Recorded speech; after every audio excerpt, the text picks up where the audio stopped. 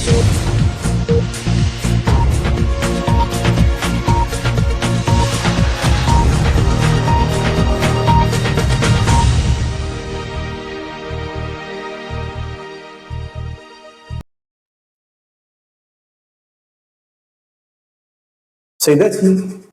سادتي،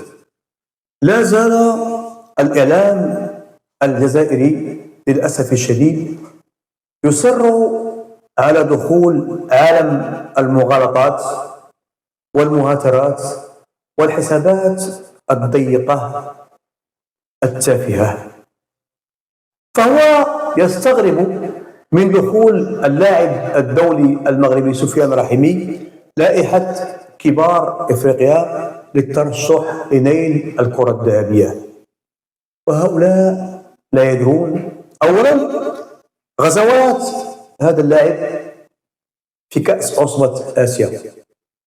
ثانيا غزواته مع المنتخب المغربي، ثالثا صوالته وجولته في الألعاب الأولمبية بباريس، وتصدر لائحة الهدافين ب9 أهداف، وهو رقم صعب التحطيم بأدلة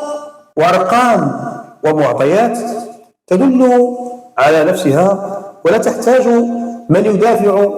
عنها ويقدمها فوق طابق من ذهب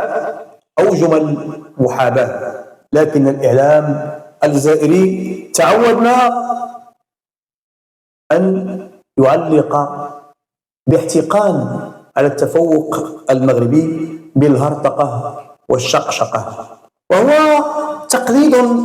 سرنا لا نليه أي أهمية، لأنه بسيطة ليس نابعا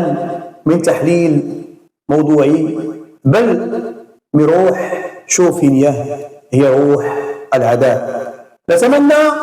أن يفوز رحيمي بالكرة الذهبية لأنه فعلا يستحقها